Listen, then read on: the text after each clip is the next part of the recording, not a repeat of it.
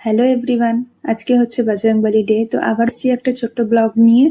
ব্লগটা cooking blog তো অবশ্যই, বাট এটা আমাদের কাছে খুব স্পেশাল ডে একটা, কারণ এদিন আমরা নিরামিষ খাই। আর নিরামিষের মধ্যেও যে সুন্দর সুন্দর খাবারগুলো আছে সেগুলো আমরা করার চেষ্টা করি। তো আজকে আমরা বানিয়ে ফেলেছিলাম আলু কুলচা।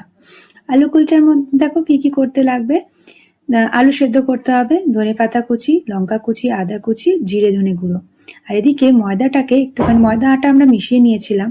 তো ময়দার মধ্যে এটাকে মাঝখানটা ফাঁকা করে তারপর তার মধ্যে 4-5 চামচ মতো টক দই, বেকিং সোডা, বেকিং পাউডার, নুন দিয়ে এটাকে ঢেকে দিতে হবে। তাহলে দইটা কি হবে, ফার্মেন্টেড হয়ে যাবে। দেন আলুটাকে এখানে নুন দিয়ে আর যে যে মানে বললাম সেগুলো সব দিয়ে মেখে নিতে হবে। মনে রাখবে এই আদাটাকে কিন্তু জাস্ট চপ করে নেবে, আদাটা কিন্তু বাটবে না, ঠিক আছে? তো এদিকে দেখো ময়দাটা এখানে দইটা ফার্মেন্টেড হয়ে গেছে। তো দইটা এবার ময়দাটাকে আমরা মেখে নেবো ভালো করে। ভালো করে প্রথমে দইয়ের সাথে ময়দাটাকে মেশাতে হবে শুকনো, তখন কিন্তু জল দেবে না। আর মাখতে মাখতে একটুখানি তেল দিয়ে দেবে, রিফাইন অয়েলটা খুব বেশি না, ওই 4 থেকে 5 চামচ মতন দিতে হবে।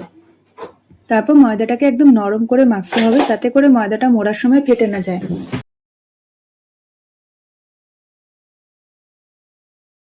আটার ডোটা কিন্তু একটু নরম হবে, বারবার বলছি, কারণ এইভাবে হাত দিয়ে একটু চেক করে নেবে মাখার সময়, ঠিক আছে?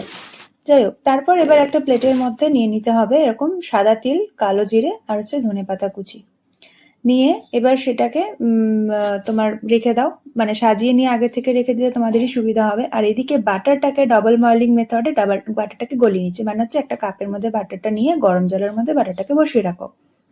দেন এখানে দেখো আটার দলাটা দেখো কতটা সফট হয়েছে।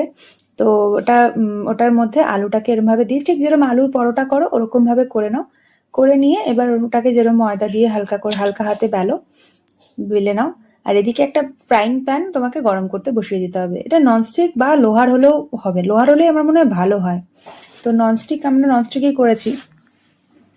ননস্টিক ফ্রাই প্যান নিয়ে এবার এর মধ্যে যখন এটা বেলতে একটুখানি বেলে নিয়ে তার মধ্যে এবার ওই কালো জিরে, সাদা তিল আর ধনে পাতা দিয়ে দাও।